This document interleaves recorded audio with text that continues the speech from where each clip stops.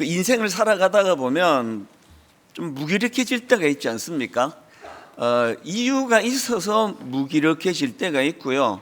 아무 이유가 없는데 그냥 무기력해질 때가 있습니다. 막 열심히 하던 일에도 의욕이 생기지 않고, 또 아무 이유가 없는데 마음이 막 가라앉고 우울해지고 뭐 이런 것들. 어떨 때는 그 과거의 아픔, 상처 다 치유가 된 줄 알았는데 그런 것들이 또 다시 내 마음을 가라앉게 만드는, 그래서 마음을 또 우울하게 만드는 이런 일들이 뭐 모든 사람들이 다 겪는 그런 일들이라 생각합니다. 이런 상태를 흔히 그 인생의 겨울이 찾아왔다, 이런 표현을 쓰는데요. 뭐 저와 여러분 삶 가운데 이런 인생의 겨울이 안 일어나기를 바란다. 그거는 제가 잘 쓰는 표현이 있지 않습니까? 서울역에서 기차를 타고 부산역까지 가면서 나는 오늘 터널을 만나지 않기를 원한다, 그렇게 바라는 거랑 같습니다. 그래서 그런 인생의 겨울, 또 우울하고 또 무기력하고 이런 것들이 없어서 그게 복이 아니라 그런 것들이 찾아올 때 대안이 있느냐 하는 거거든요. 마치 영혼이 얼어붙는 것 같은 그런 메마른 시간이 찾아오고 아무리 애쓰고 기도해도 응답이 들리지 않는 것 같은 그런 답답한 순간, 그런 인생의 겨울이 찾아올 때, 그럴 때 들려드리고 싶은 말씀이 있는데 그게 오늘 본문입니다. 오늘 본문 아가서 2장 11절부터 13절을 한번 보십시오. 겨울도 지나고 비도 그쳤고 지면에는 꽃이 피고 새가 노래할 때가 이르렀는데 비둘기의 소리가 우리 땅에 들리는구나. 무화과 나무에는 푸른 열매가 익었고 포도나무는 꽃을 피워 향기를 토하는구나. 이 상상해 보세요. 이게 너무 아름다워요. 참 어둡고 무기력했던 겨울이 지나가고 이제 온 세상이 꽃을 피우고 새가 노래하는 이런 밝은 계절로 변화가 되었는데, 혹시 우리 마음이 어둡고 우울할 때 이 아가서 2장 11절부터 13절 이 말씀을 한번 묵상해 보세요. 그리고 필사를 해 보세요. 왜 이것이 필요한가 하면은 하나님 앞에서 이제 이 어두운 또 이 겨울의 이 우울한 이런 감정의 문제를 하나님이 주관하시기 때문이에요. 그래서 우리가 이런 말씀을 묵상하고 필사하고 또 하나님께 기도하는 거죠. 하나님, 제 삶에도 이런 변화를 허락해 주시기 원합니다. 겨울이 지나고 비가 그치듯이 제 인생에도 새로운 계절이 일어나도록 함께해 주시기 원합니다. 꽃이 피고 새가 노래하듯 제 삶에도 회복이 일어나기를 원합니다. 아무런 대응이 없는 그런 인생하고 그래도 이렇게 붙잡고 기도하고 묵상하고 또 노래할 찬양이 있는 인생하고 그 차이가 좀 있을 거 아니겠습니까? 왜 우리가 이렇게 우울할 때, 무기력할 때 그거를 방치하지 않고 하나님께 찬양하고 말씀 묵상하고 기도해야 되느냐 하면, 이 아름다운 계절을 여시는 분이 바로 우리의 신랑 되시는 주님이시기 때문입니다. 아가서 2장 10절에 보니까 나의 사랑하는 자가 내게 말하여 이르기를 나의 사랑 내 의협본 자야 일어나서 함께 가자. 일어나서 함께 가자. 저는 이 말씀이 너무 좋습니다. 신랑 되신 예수님께서 인생의 겨울을 맞아 무기력한 상태에 빠져 있는 저와 여러분을 이렇게 세워주시고 새로운 활력, 새로운 생명, 새로운 사랑, 이런 것들로 주님이 인도해 주신다. 이 소망을 가지고 이런 말씀들을 우리가 묵상해 나가자는 겁니다. 근데 여기서 기억할 게 하나 있는데요. 이렇게 긴 겨울의 무기력함을 떨쳐내고 또 인생의 새로운 봄, 또 새로운 소망, 새로운 꿈, 이런 것들을 향해 나가기 위해서 우리가 해야 될 일이 있다는 것입니다. 가만히 있다고 감이 저절로 떨어지지 않습니다. 그럼 뭘 해야 되느냐? 오늘 이 문제에 대해서 살펴보려고 하는데요. 이 회복과 변화, 이것을 우리가 꿈꾼다면 내 인생은 우울하고 내 인생은 지금 오래 긴 겨울을 지금 지나고 있다면 하나님이 이제 봄을 허락해 주시기 원합니다. 회복을 허락해 주시기 원합니다. 이런 꿈을 꾸신다면 여러분 세 가지를 하셔야 돼요. 그 첫 번째가 뭐냐 하니까 회복과 변화를 위한 첫 번째, 주님의 다가오심에 민감하라는 거죠. 주님의 다가오심에 대하여 우리가 민감하기 원한다. 본문 8절과 9절에 이 술람미 여인의 노래를 들어보십시오. 내 사랑하는 자의 목소리로구나. 보라, 그가 산에서 달리고 작은 산을 빨리 넘어오는구나. 내 사랑하는 자는 노루와도 같고 어린 사슴과도 같아서 우리 벽 뒤에 서서 창으로 들여다보며 창살 틈으로 엿보는구나. 이 본문을 설명한 자료들을 쭉 찾아보니까요, 이 8절과 9절에서 이 술람미 여인의 이 노래가 이 술람미 여인의 이게 꿈이다, 꿈을 이렇게 표현한 것이다, 그렇게 설명한 설명도 있었고요. 이건 술람미 여인이 경험한 환상이다. 그 환상 중에서 이 신랑의 이런 자기를 만나러 산을 넘고 막 작은 산을 넘고 빨리 넘어가기 위하여 애를 쓰고 이런 것들을 이제 소망 가운데 환상을 보았다, 그렇게 설명하는데요. 뭐 어느 쪽이 정확한 분석인지는 하나님만 아시죠. 그러나 여기서 확실한 게 뭐죠? 이렇게 분석하나 저렇게 분석하나 중요한 것은요, 그냥 신랑 오기만을 넋놓고 기다리지 않고 소망하는 거거든요. 그분이 빨리 달려오기를, 산을 넘고. 여러분 상상해 보세요. 무슨 왕이 뭐 그 여자 만나려고 막 산을 향해 뛰어넘고 들을 건너고 그러겠냐고요. 그 소망하는 마음이 이 여인에게 있었다, 이걸 지금 강조하는 거거든요. 우리 좀 반성해야 되는 게 있지 않습니까? 저도 반성을 좀 해요. 다시 오실 예수 그리스도에 대하여 우리가 소망하는 마음이 진짜 많이 사라졌어요. 저 자신도 반성을 해요. 마라나타, 오실 예수 그리스도. 옛날에 가난하고 또 옛날에 참 가슴 아픈 일제강점기를 지날 때 우리 어른들의 믿음의 어른들은 진짜 마라나타를 갈망했거든요. 너무 이 삶이 힘들고 어려우니까 그 오실 주님을 소망하고 갈망했는데, 오늘 저희들은 너무나 정신을 쏙 빼놓는 이런 것들이 많은 세상을 살다 보니까 주님에 대한 갈망하는 마음이 옛날 같지가 않다는 겁니다. 이번 특별 새벽 부흥회를 통하여 이 아가서에 나오는 이 여인처럼 정말 우리 신랑 되신 예수 그리스도, 그분은 늘 소망하고 내 안에서 그분이 일하시는 분이심을 마음으로 갈망하는 이것이 회복되기를 바랍니다. 저는 여러분에게 묻습니다. 여러분, 이 겨울이라는 현실이 우리 모두를 얼어붙게 만든다고 한다면 여러분은 뭐가 여러분을 그렇게 어두운 겨울로 몰고 가고 있습니까? 그걸 방치해 놓으시면 안 됩니다. 그리고 우리 모두가 꿈꿔야 되는 거, 너무 우리가 이 겨울에만 매달리다 보니까, 그래서 얼어붙은 현실에만 매달리다 보니까, 더 쉽게 말씀드리면 문제에만 집중하다가 보니까 그 문제를 해결하러 달려오시는 그 신랑의 소리가 들리지 않는 거거든요.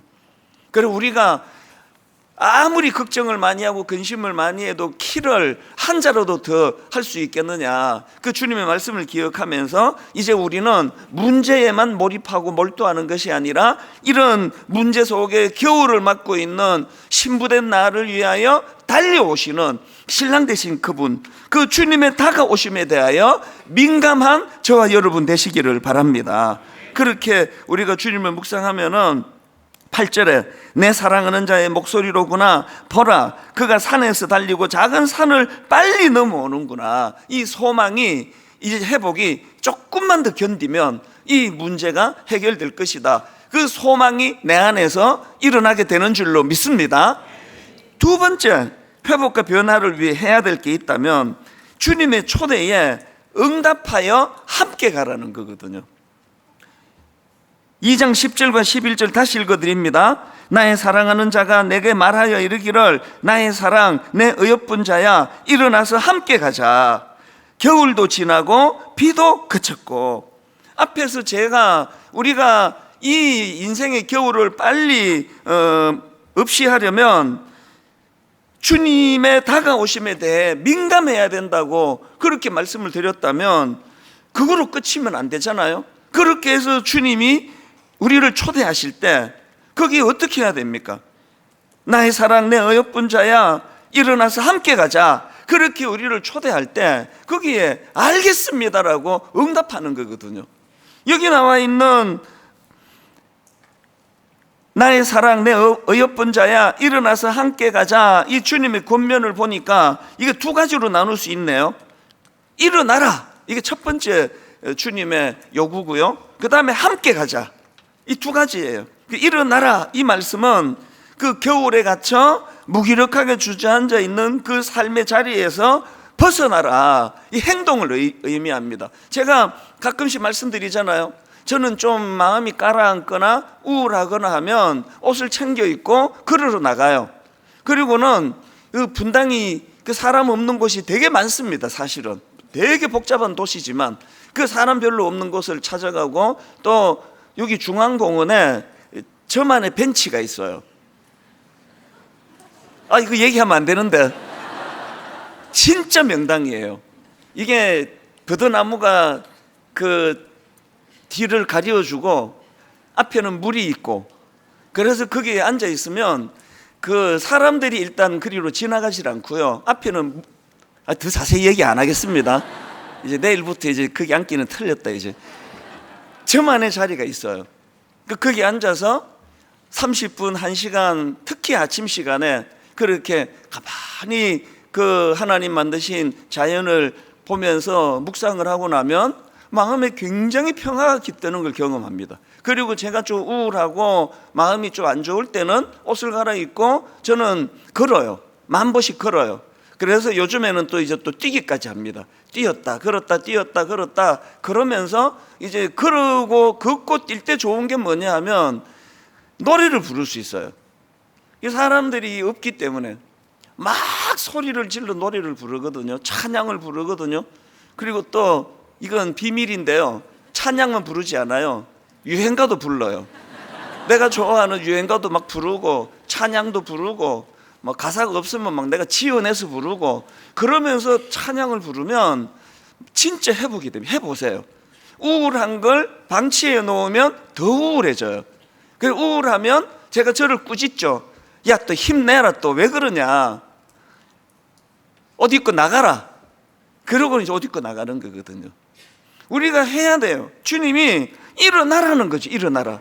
네가 일어나라. 그 일어나야 뭐 내가 널 데리고 나갈 수 있는 거 아니냐. 행동을 요구하시는 거고요. 그 다음에 두 번째 이 말씀이 위로가 됩니다. 함께 가자예요.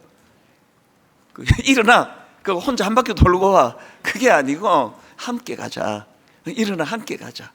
제가 새삼스럽게 마태복음 28장 20절 말씀이 참 위로가 되더라고요.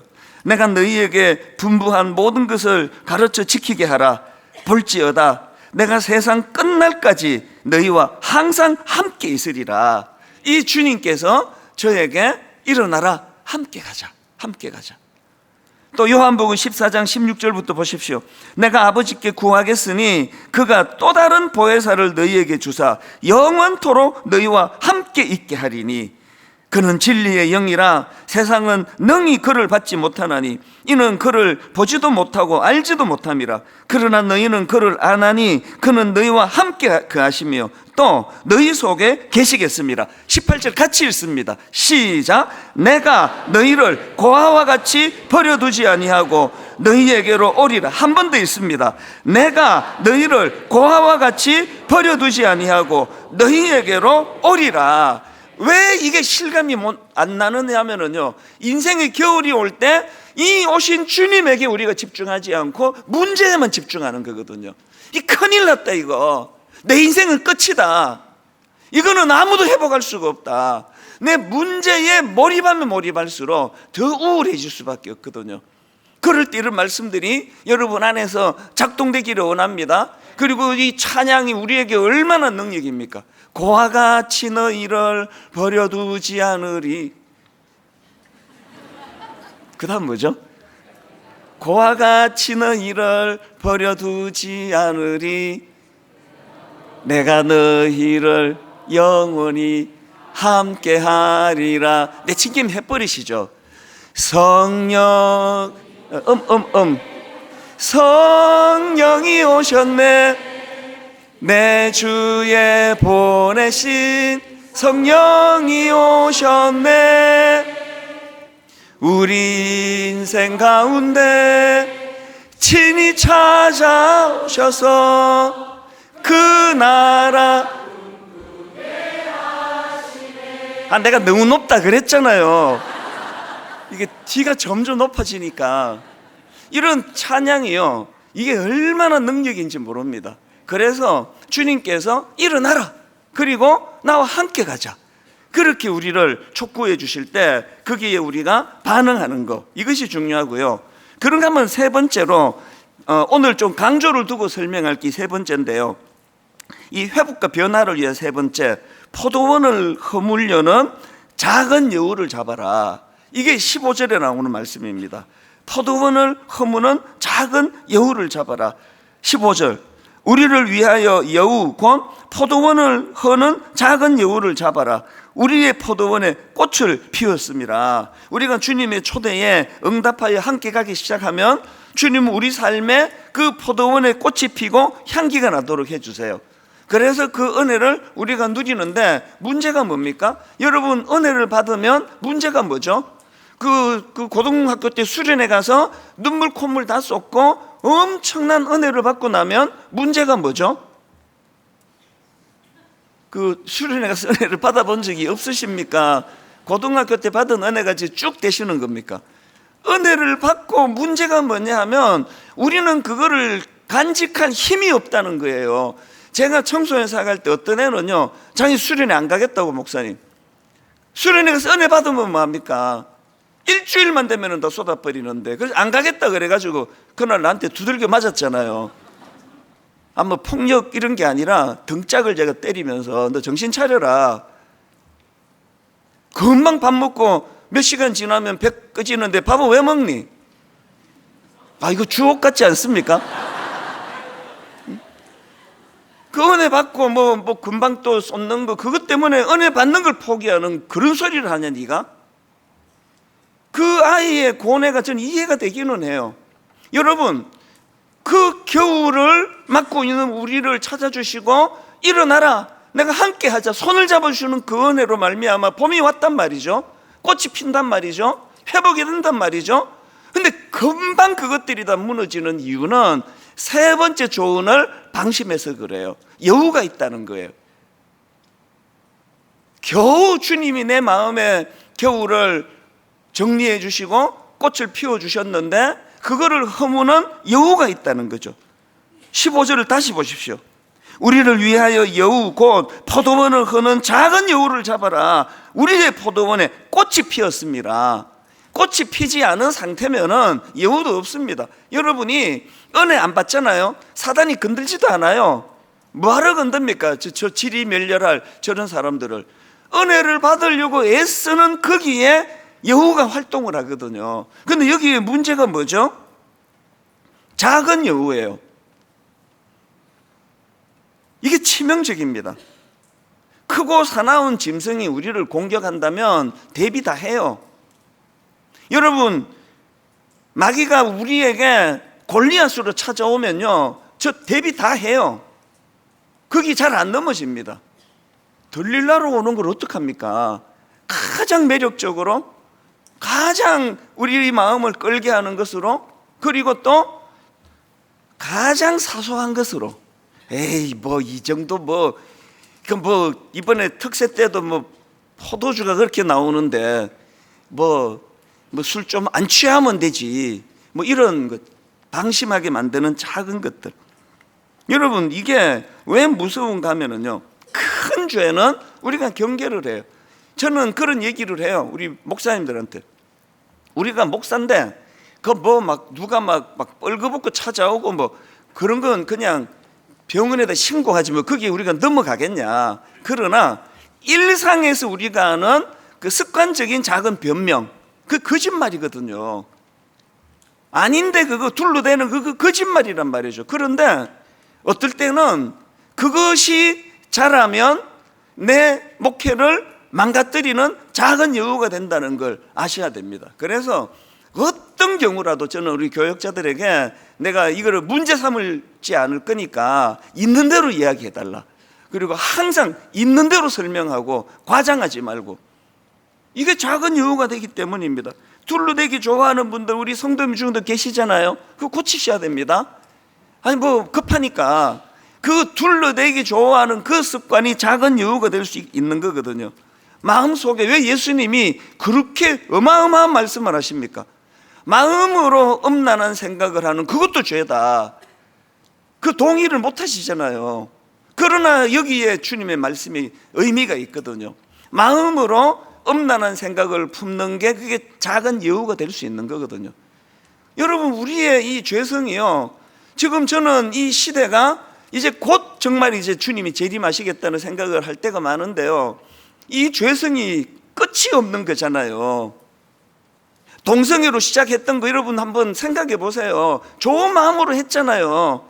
차별하면 안 된다고, 그들도 우리가 품어줘야 된다고 좋은 마음으로 시작했는데 이게 계속 지금 발전해 나가고 있다가 보니까 입에 담기도 어려운 이야기들은 뭐 새벽이라서 제가 안 하는 게 좋을 것 같은데요, 앞으로가 저는 너무 걱정이 돼요. 이 끝이 없잖아요. 계속 가잖아요.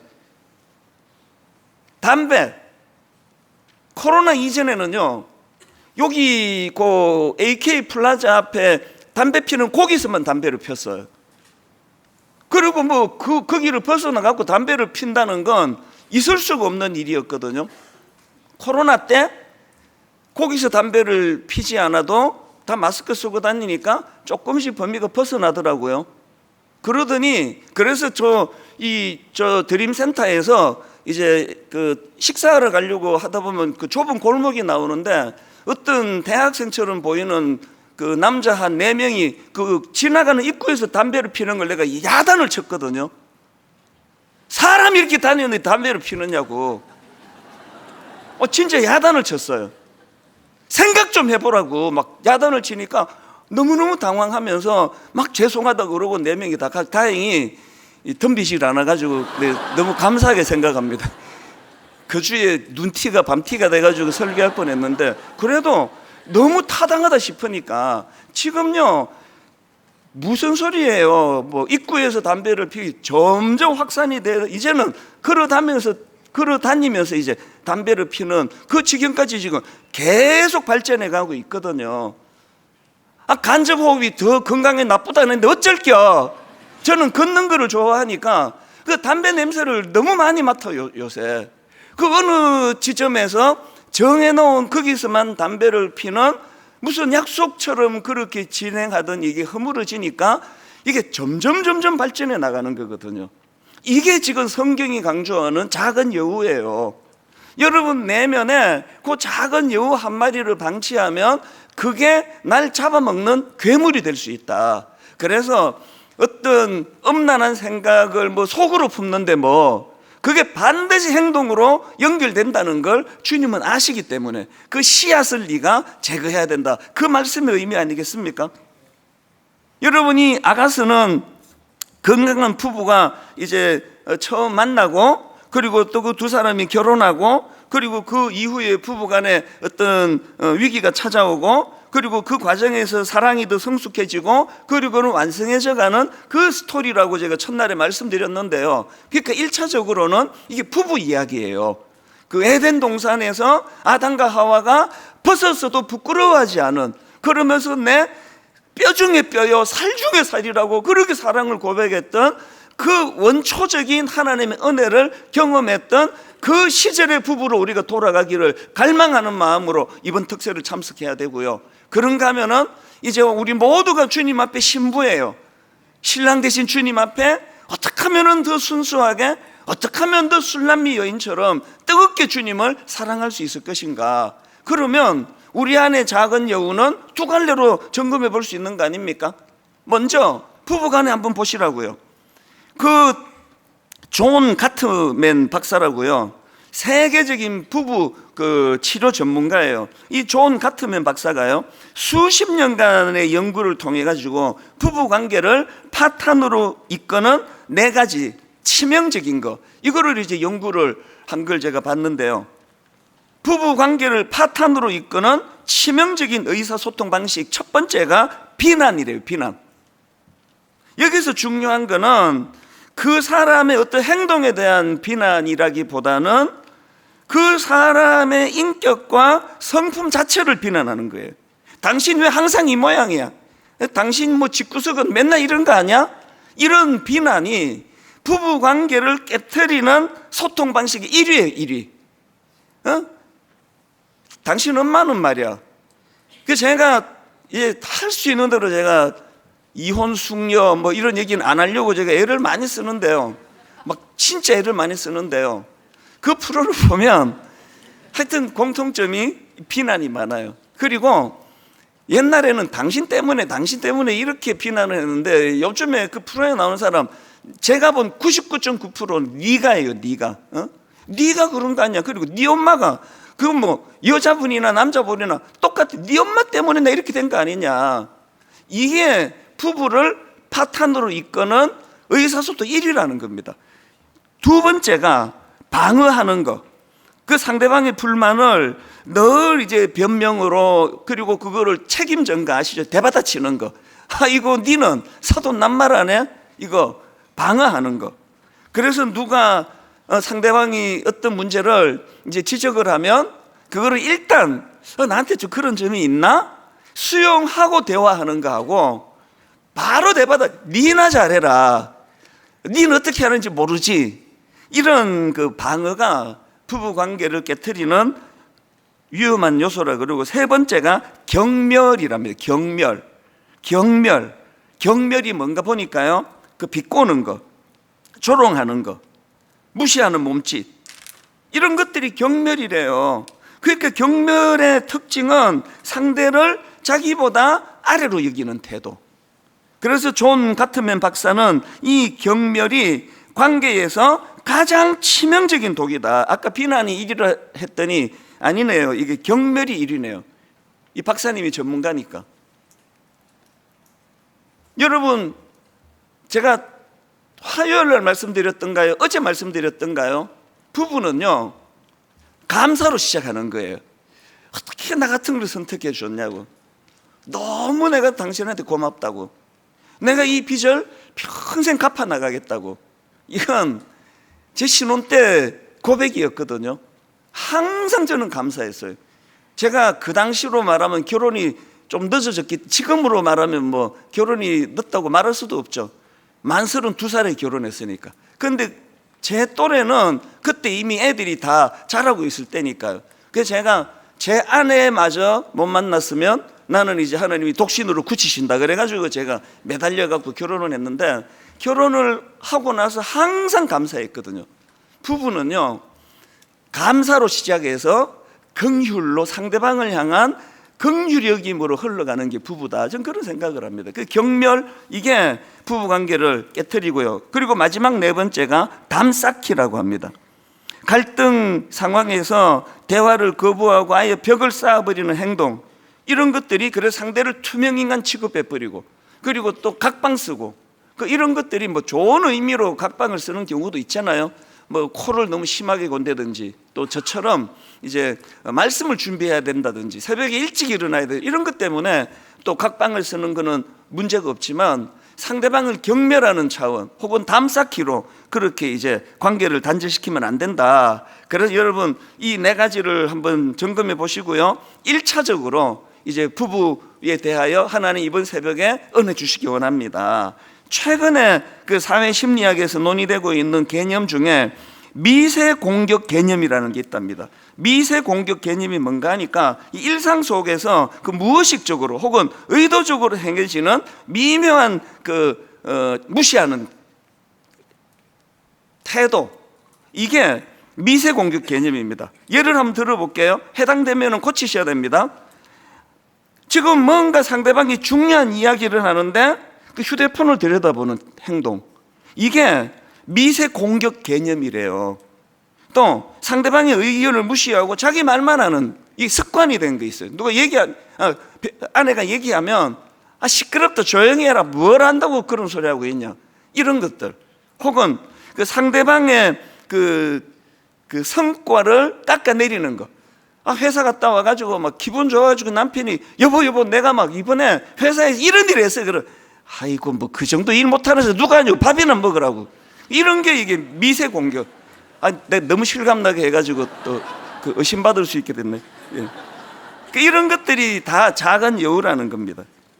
그런가 하면은 이걸 우리 영적인 생활에 이 작은 여우를 접목을 해본다면 여러분, 이 작은 여우의 파괴력에 대해서 성경이 많은 그 예시를 드는 거 여러분 아시잖아요.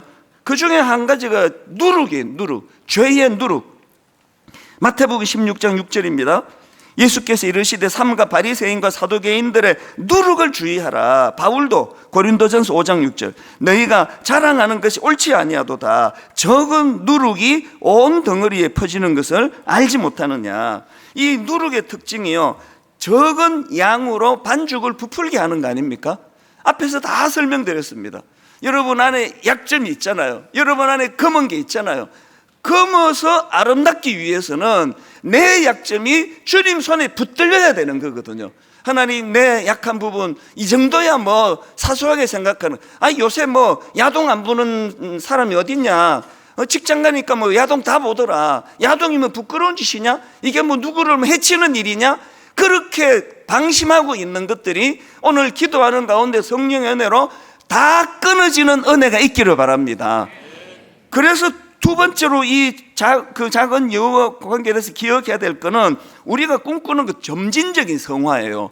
한 번에 오늘 특세하고 막 확 인간이 뒤집어지는 경우 없습니다. 점진적인 성화입니다. 구원받은 성도가 날마다 거룩해지려고 애쓰는 점진적인 성화, 그 과정에서 작은 여우라는 본성을 절대 방치하지가 않아요. 끊임없이 자기를 점진적인 성화의 그런 자리로 이끌어가기. 그런가 하면은 여러분, 이거 무서운 법칙 아시죠? 뿌린 대로 거두는 하나님의 법칙이요. 갈라디아 6장 7절입니다. 스스로 속이지 말라. 하나님은 업신여김을 받지 아니하시나니 사람이 무엇으로 심든지 그대로 거두리라. 여러분, 이걸 우리 인생 가운데 항상 의식하셔야 돼요. 오늘은 내가 비록 분노의 씨앗을 뿌렸지만 내가 내일은 이거 절대로 내 씨앗 내가 뿌리지 않겠다. 내일은 용서의 씨앗을 뿌리겠다. 내일은 하나님 앞에 더 풍성히 사랑하는 씨앗을 뿌리겠다. 그래서 심은 대로 거두게 되리라. 이제 제가 한 가지만 더 말씀을 드리고 이제 말씀을 정리하려고 하는데요, 여기 11절을 한번 보십시오. 겨울도 지나고 비도 그쳤고. 제가 이 말씀을 보면서 그 전도서, 잠언, 또 아가서 이런 데서 공통적으로 우리에게 들려주시는 메시지가 있다면 때가 있다는 게, 때가. 제가 어떤 그 신혼 부부가 좀 갈등이 생기고 결혼해 보니까 성격이 너무 안 맞고, 그래서 목사님 어떻게 하면 좋겠습니까? 그렇게 상담을 청하면 저는 이렇게 말해줘요. 그건 견디는 거다. 해결할 수 없다. 상대방이 당신하고 기질이 다르게 태어났는데 애써서 그건 고쳐지지 않는다. 그거는 그 과정을 견뎌내는 거다. 신혼 때에 그 불편한 걸 견뎌내고 참아 나가다 보면 어느 단계에서 하나님께서 너무나 아름답게 조화를 만들어가 주신다. 인생의 겨울을 지나고 계시는 성도님 계시면 그때는 견뎌낼 때입니다. 하나님이 기다리고 있는 하나님의 때가 있습니다. 그 겨울을 거치면서 하나님이 다듬어 주시는 의도가 계시다는 걸 기억하고 그렇게 견뎌나가면서, 그러나 그 중에서도 항상 주님을 묵상하고 또 주님을 갈망하면서 그렇게 나아가는 여러분 되시기를 바랍니다. 아가서 2장 10절부터 13절 한 번만 더 읽어드리고 말씀을 마무리하겠습니다. 나의 사랑하는 자가 내게 말하여 이르기를, 나의 사랑, 내 어여쁜 자야, 일어나서 함께 가자. 겨울도 지나고 비도 그쳤고 지면에는 꽃이 피고 새가 노래할 때가 이르렀는데 비둘기의 소리가 우리 땅에 들리는구나. 무화과 나무에는 푸른 열매가 익었고 포도나무는 꽃을 피워 향기를 통하는구나. 나의 사랑, 나의 어여쁜 자야, 일어나서 함께 가자. 여러분, 지난 화요일날 살펴본 것처럼 내가 비록 검으나 아름다우니 우리 삶이요, 우리의 약점이 교정되고 내 약점이 장점으로 바뀌어서 검은 게 희져서 아름다운 게 아니에요. 내가 비록 검은, 내가 비록 약점이 많은, 내가 비록 너무너무 허물이 많은 인생이라 할지라도 우리의 아름다움은 신랑 되신 그분이 우리와 함께 하시는 것, 여기에 메시지가 담겨 있다. 이 말씀을 기억하시면서 우리 요즘에 계속 부르는 찬양인데요, 나의 사랑 너는 의협보고 참 귀하다. 오늘 특별히 찬양 부르실 동안에 주님 앞에 신부된 나 자신을 아무것도 없는 외모나 뭐 드러낼 게 별로 없는 그런 농사 지어가지고 얼굴이 거무틱틱한 이 술람미 여인을 이유 없이 왕이 사랑해 준 것처럼, 오 하나님, 주님 앞에 저는 그런 존재로서 너무너무 행복합니다. 우리 이런 마음을 가지고 함께 이 찬양 불러보시겠습니다.